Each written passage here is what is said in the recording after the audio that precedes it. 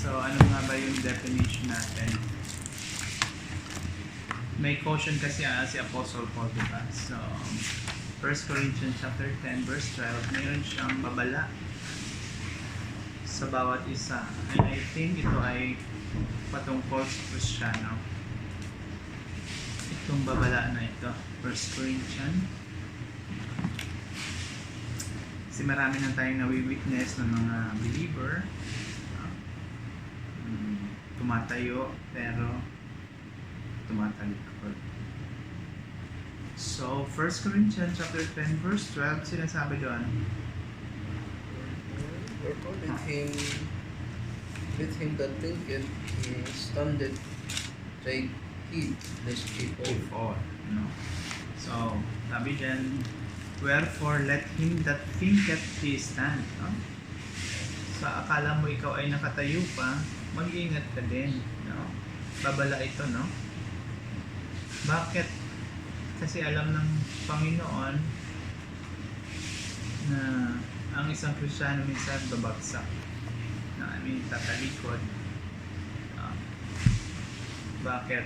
Usually, what is the real reason why isang Kristiyano ay magkikita mo ang tatag-tatag, but someday magkita mo wala na. May mga circumstances, but the main thing na pinaalala rin sa atin ng salita ng Panginoon, yung sinasabi ng Proverbs chapter 16 verse 18. Ano yung sinasabi doon sa Proverbs chapter 16 verse 18? So sabi doon, wherefore let him that thinketh he standeth, take heed lest he fall.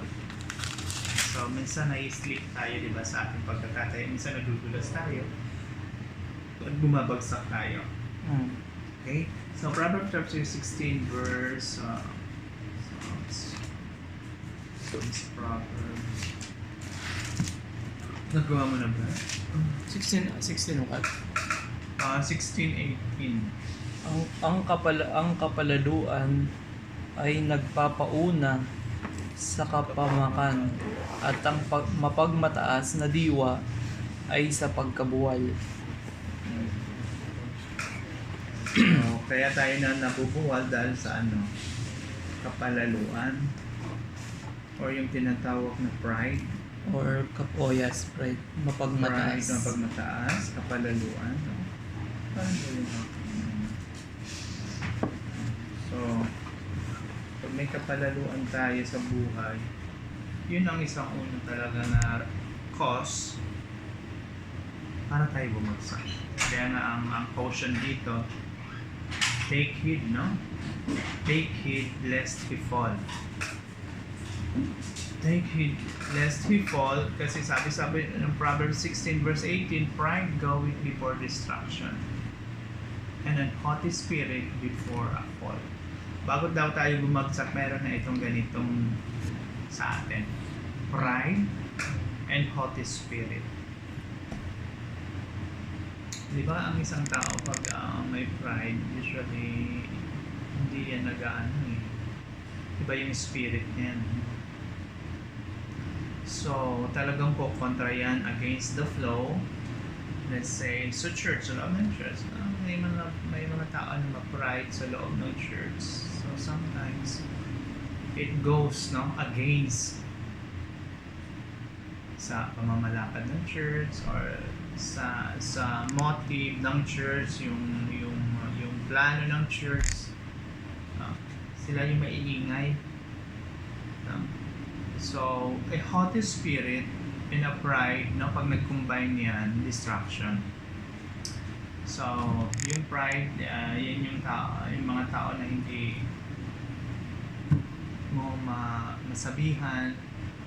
May mga taong ganun eh. Kahit sa trabaho natin, may mga taong mayayabang.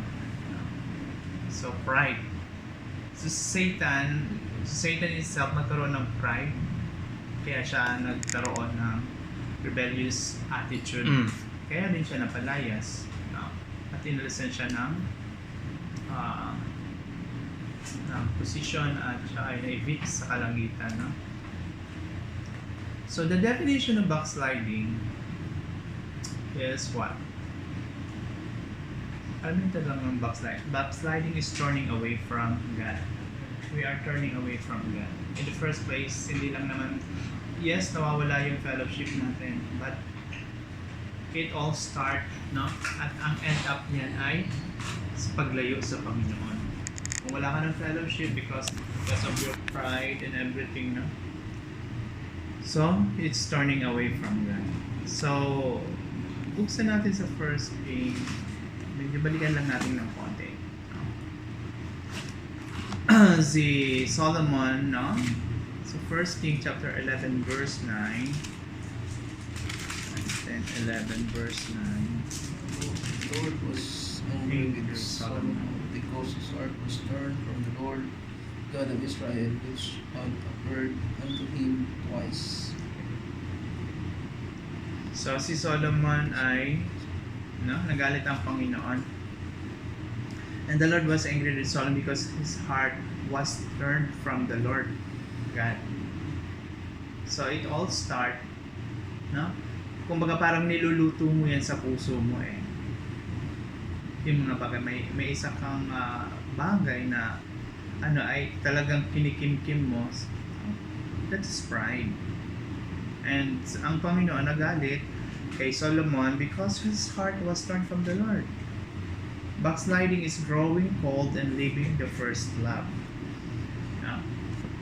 Ito yung nagsimula ka sa church na we started sa church na medyo talagang masigasig. Your first love. Di ba? Pag may first love ka, talagang masigasig ka. Di ba? Naapoy. Diba? Maalab. Lahat ng attention mo nandoon. Wala, karangan ka man ng bala. Talagang susuungin ang lahat. Because that is your first love. That is the, kumbaga, parang given na. Kumbaga parang hamakin man ang lahat, di ba? Harangan ka man ng bala at wala makapipigil sa iyo. Di ba? So susundin mo because that is your first love. So ang Panginoon nagalit kay Solomon because his heart was torn from the Lord. Meaning to say, maraming hindi sinusunod si Solomon. Okay?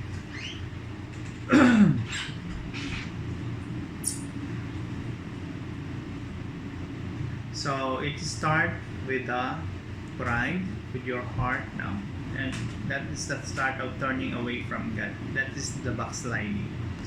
So backsliding is a gradual process. Napag-aralan nila sa Wednesday that it is a gradual process. Number one, because we covet something, because of covetousness. Hindi ko na yung alam naman na natin yung covetousness. Ano ba yung covetousness or covet? Hangaran mo yung hindi naman sa iyo, pag-imbutan mo, di ba? It all start with that. Then choosing too low. So si Lot, na basa naman natin din ng last Wednesday, that Lot chosen the plain field of Jordan. He chose yung mga bagay na magkakaroon sa kanya ng ginhawa, yung sarili, no? Yung pleasure, nung parang comfort. So sa atin, ayaw nating mahirapan sa gawain. Mahirapan ka talaga. Ayaw mo nang ganun.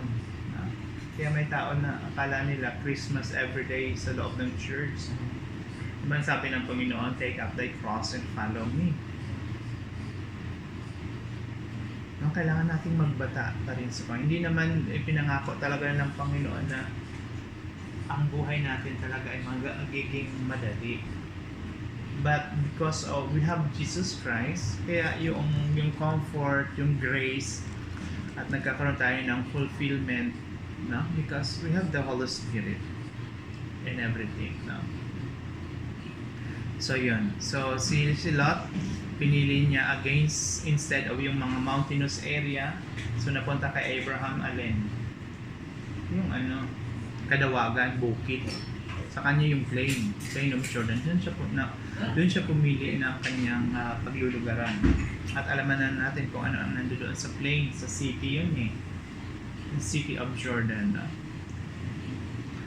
So si Lot na-compromise na siya because according to Genesis chapter 13, Lot pitched his tent towards Sodom.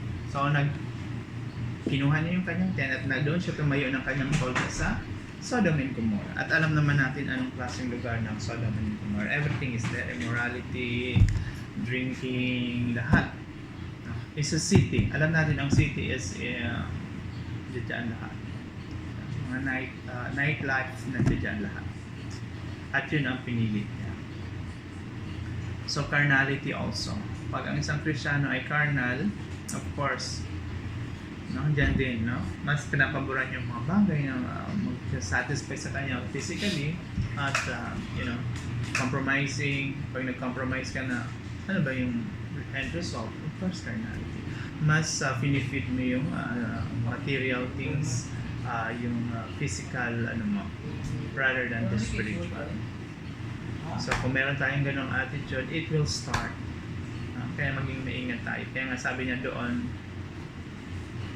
sa una nating wherefore let him that thinketh he standeth take heed lest he fall. Ito yung mga dahilan din para tayo bumagsak. Okay?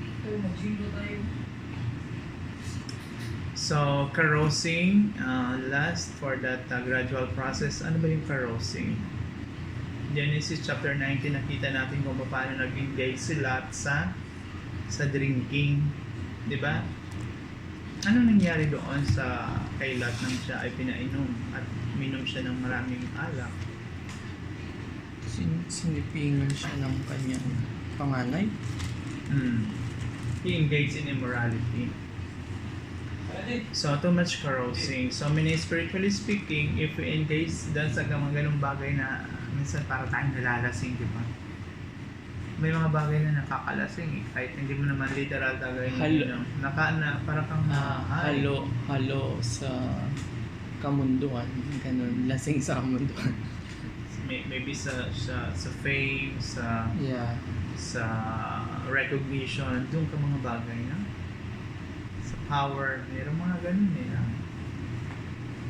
So si Lot lingered in sin. So, wine always leads to immorality. Tandaan natin. Bakit? Ano ba ang ginagawa ng wine or alak sa ating brain? So, it clouds yung ating decision making, yung ating yung part kasi ng brain natin na nagiging numb once tayo nag-engage sa hindi makapag-isip ng tama. Tsaka nawawala yung yung restriction mo sa sarili mo, nawawala yung hiya mo. Yung ayos. Kaayusan. That's the result of yun yung result. Sige. Yan yung result ng too much engaged in that ang tawag dyan, carousing. Tinignan ko na yung meaning na yun sa kasi masyadong malalim yung word, carousing. Sige, tingnan natin.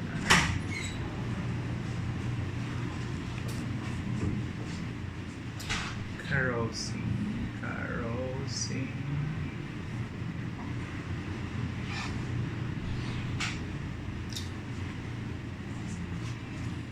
Ito yan the activity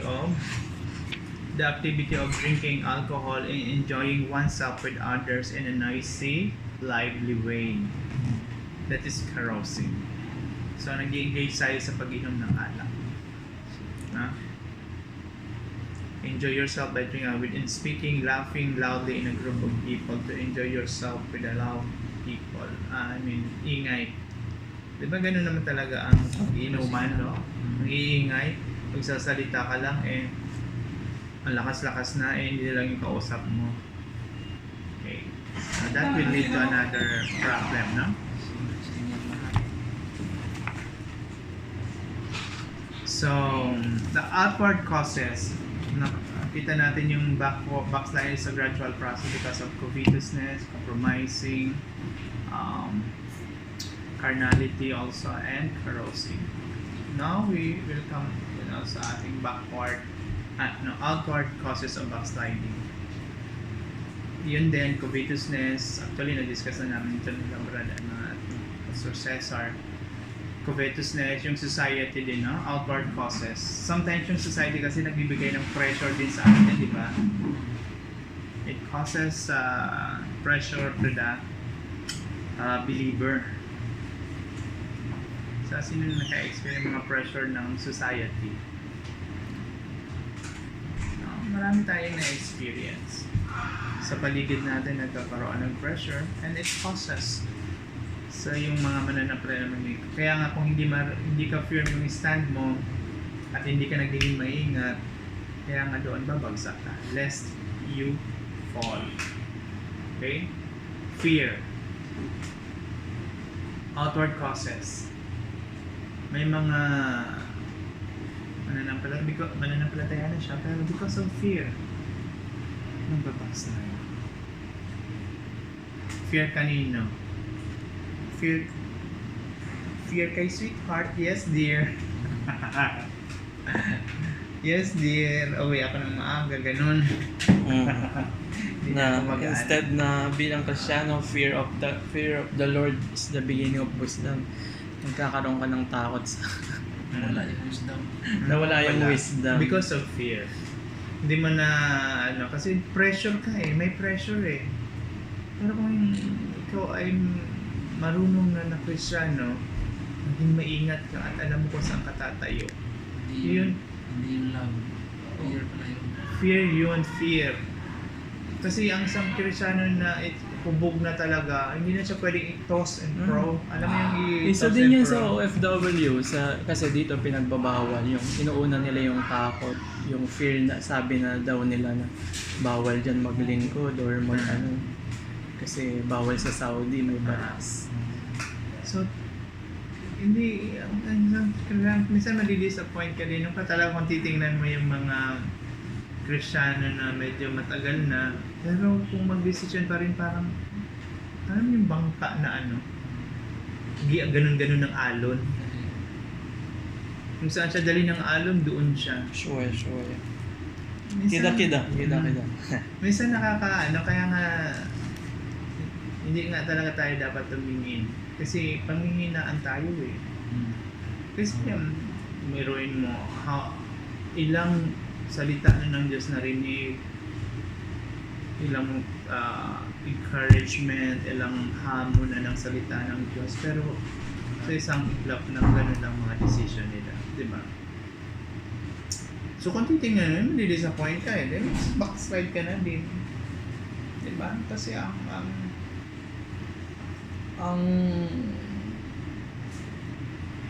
mga Kristiyano din minsan kasi tumitingin eh, di ba? Yan, ganun, sa mga ganung sitwasyon. Eh, di ba sabi doon sa 1 Timothy, a great cloud of witnesses. So, kaya nga sabi doon, sometimes na, ang sabi doon, no? Huwag tayong tumingin but focus doon sa, looking into Jesus, the author and the finisher of our faith. Di ba? Kasi kung titingnan mo talaga, ito medyo nilalagay natin sa pedestal, yung isang tao. Pero sinusundan mo siya. Pero merong time na bumagsak din siya kasi hindi naman siya perfect eh. Ang church is not naman a place na mga perfect na tao. Alalahanin natin, church is like a hospital, no? Lahat tayo dyan ay pinifix naman talaga.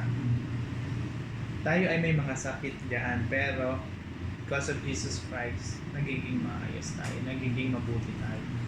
So, kaya nga hindi ina-advise na tingnan mo yung kapwa mo. Kasi may kahinaan din yan eh. At yan din ang magiging cause para ka tumalikod. Kasi di ba, kita mo yan, umaawit talaga eh, religiously, ang nasa unahan, nagsasalita. But at the end of the day, may time na mag-discourage din yan eh. So, ang dapat talaga natin tingnan ay ang Panginoon, which is, nagkaroon na siya ng victory over all things. Nalampasan niya na lahat ng klase ng pagsubok, lahat ng klaseng sitwasyon sa buhay. Because He's 100% man. Nadanasan niya ang nadadanasan din natin. Kaya nga, maging ano tayo, matama natin yung focus natin, yung center, no? At maging maayos tayo. Isa lamang yan sa mga para bang secret or way para tayo hindi matumba or bumagsak. Kapagkat hindi naman lahat ay talagang malakas. Kaya nga sabi ni Paul, mag-ingat kayo. Kasi man time na babagsak din kayo, akala nyo mo nakatayo ka pa pero hindi, bagsak ka na pala. Because of your pride. Sometimes sa isang ano lang na yung paglapit, no? At lumuhod sa Panginoon because of our pride, na yun lamang ang tanging paraan para tayo patuloy sa paglilingkod, hindi natin ginagawa because of our pride. So, huwag nating i-keep yun sa ating mga puso. Okay? Fear and haughty spirit. No? Binanggit na natin sa Psalm 16 verse 18. And haughty is spirit before a fall. Ano ba yung haughty? Ang tandaan yung haughty spirit. Yung haughty ay haughty. So, arrogant, superior, and disdainful. Yan pala ang haughty spirit.